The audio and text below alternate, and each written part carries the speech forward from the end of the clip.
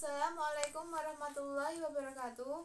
Perkenalkan, nama saya Silni Silma, NIM 63040200100 dari kelas Manajemen Bisnis Syariah kelas 3C.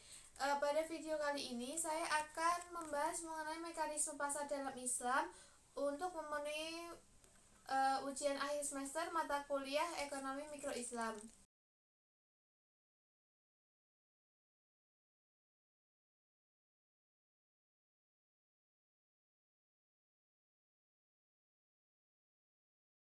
Kita mulai dari yang pertama, yaitu pengertian pasar. Apa itu pasar? Pasar adalah tempat bertemunya penjual dan pembeli untuk melakukan transaksi barang atau jasa.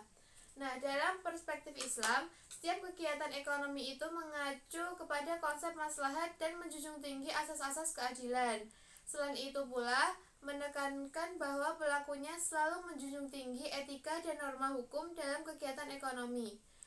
Untuk realisasi dari konsep syariah itu memiliki tiga ciri yang mendasar, yaitu prinsip keadilan, menghindari kegiatan yang dilarang dalam Islam, dan memperhatikan aspek-aspek kemanfaatan.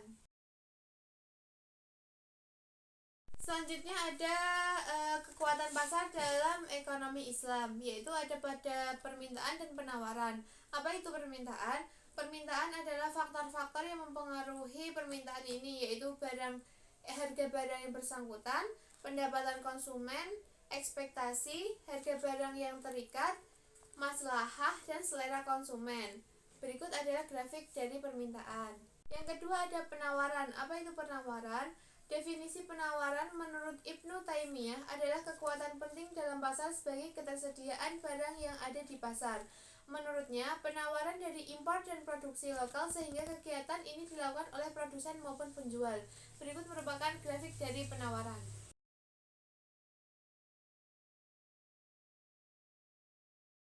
Yang ketiga yang akan kita bahas kali ini adalah intervensi dan regulasi pasar. Menurut Islam, negara memiliki hak untuk melakukan intervensi dalam kegiatan ekonomi, baik dalam bentuk pengawasan, pengaturan, maupun pelaksanaan kegiatan ekonomi yang tidak mampu dilaksanakan oleh masyarakat.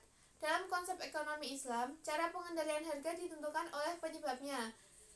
Bila penyebabnya adalah perubahan pada genuine demand dan genuine supply, maka mekanisme pengendalian dilakukan melalui market intervention atau kontrol harga. Sedangkan bila penyebabnya adalah distorsi, genuine demand dan genuine supply, maka mekanisme pengendalian dilakukan melalui penghilangan distorsi, termasuk penentuan price intervention untuk mengembalikan harga pada keadaan sebelum distorsi. Adapun tujuan dari intervensi pasar adalah sebagai berikut. Intervensi harga menyangkut kepentingan masyarakat untuk mencegah ihtikar dan mengambil keuntungan di atas keuntungan normal dan menjual di atas harga pasar, dan untuk melindungi kepentingan masyarakat yang lebih luas.